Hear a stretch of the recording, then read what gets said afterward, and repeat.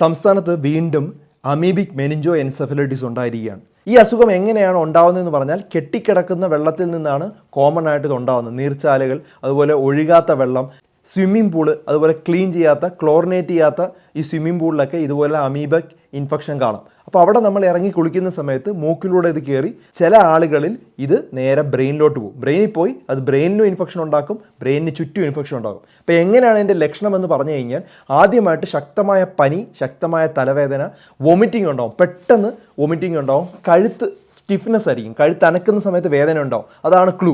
അത് കണ്ടെത്തിയാൽ അതിനർത്ഥം നമ്മൾ മെനിഞ്ചോ എൻസെഫലൈറ്റിസിലോട്ട് പോവുകയാണ്, അല്ലെങ്കിൽ മെനിഞ്ചൈറ്റിസ് ഉണ്ടാവുന്നു എന്നാണ് ലക്ഷണം. അതിനോടൊപ്പം അപസ്മാരം, പരസ്പര ബന്ധമില്ലാതെ സംസാരിക്കുക, ബോധക്ഷയം, ഓർമ്മക്കുറവ്, ഇതൊക്കെയാണ് ഇതിൻ്റെ അപകട ലക്ഷണങ്ങൾ. അപ്പോൾ ഇത് വരാതെ നോക്കണമെങ്കിൽ എന്താണ് ചെയ്യേണ്ടത്? ആവശ്യമില്ലാത്ത ഈ കെട്ടിക്കിടക്കുന്ന വെള്ളത്തിൽ ഇറങ്ങാതിരിക്കുക, നീർച്ചാലകൾ, അതുപോലെ വെള്ളം ഒഴുകാത്ത സ്ഥലങ്ങളിൽ ഇറങ്ങി കുളിക്കാതിരിക്കുക, മൂക്കിൽ വെള്ളം കയറ്റാതിരിക്കുക. അപ്പോൾ അസുഖത്തിനെ പ്രിവെൻറ്റ് ചെയ്യുകയാണ് ചെയ്യേണ്ടത്. ഇത് ധാരാളം ആളുകളിലോട്ട് ഈ ഒരു കാര്യം ഷെയർ ചെയ്ത് കൊടുക്കുക.